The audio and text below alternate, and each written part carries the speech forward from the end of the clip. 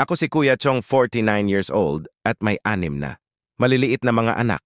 Ako ngayon ay kasalukuyang may sakit na trismus. Nakalock ang kaliwat. Kanan ko na mga panga, hindi siya mabuka. Ang aking bunganga dahil nagsarado. Ang mga ngipin ko. Dahil sa sakit ko, 1 taon na ako. Nawalang trabaho. At 1 taon na rin akong nagtitiis sa sakit ko. Ang sakit ko mula ito sa wisdom. Tooth ko na nabulok at hindi. Nabunot dahil namamaga. At kung masakit dati, ang wisdom tooth ko. Tinitiis ko lang dahil nasayangan ako sa pera. Magpabunot na mahalan. Ako magpabunot. Di ko akalain, after 1 month na pamamaga. Nang gilagid ko, nagkaroon ako ng bukol.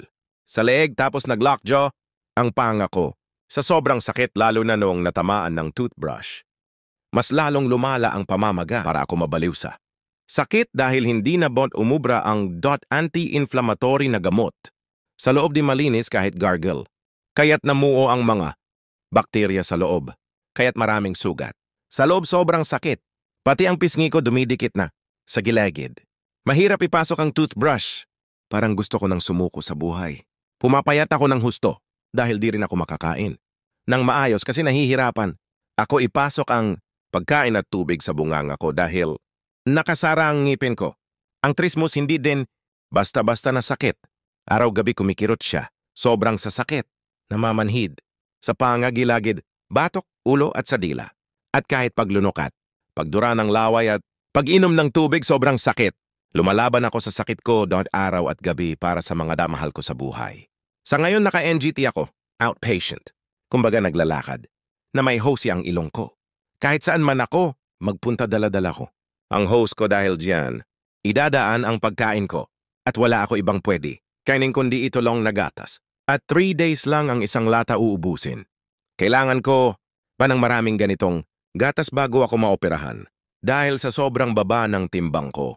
Dahil mahal ang pagkain ko. Bago mag 3 days hanap ako ng sponsor ng gatas ko. Para lang ma-survive. Kaya't ikaw kung may bulok, ang nangipin mo pabunot mo. Na at wag mo antayin na. Matulad ka sa akin at magsisi sa huli. Ako ngayon umaasa ako na gumaling ako sa tulong ng aking pananalig Di sa ako Diyos. nahihiya Na may host, na may hose ang ilong ko. Diyan ko pinapakita na. Positibo ako sa buhay sa kabila ng daladala ko na sakit. Naniniwala ako na may Diyos na makapangyarihan. Sa lahat na siya lang ang nakakaalam sa buhay ko. Basta ako umaasa, nagagaling pa sa pangalan ni Jesus. Nais ko lang ibahagi sa inyo ang aking buhay na punong-puno ng pag-asa, aral, inspirasyon, at pananalig sa Diyos na mahal tayo at di niya tayo pababayaan kailanman. Matuto tayong lumaban ng lumaban kung ano. Mangdala-dala natin. Ngayon at isipin natin. Hindi lang tayo nag-iisa. Sitwasyon natin ngayon. At meron pa na may mas higit pa sa kalagayan natin. Huwag tayong makalimot na pasalamatan ang ating Ama sa pangalan ni Jesus sa maliliit na bagay at mas lalo na sa malalaking bagay lalo na at tayo'y ay humihinga pa. Sana susuportahan nyo pa ang mga vlog ko at samahan nyo ako sa paglalakbay ng aking buhay. Milyong pasasalamat sa Diyos.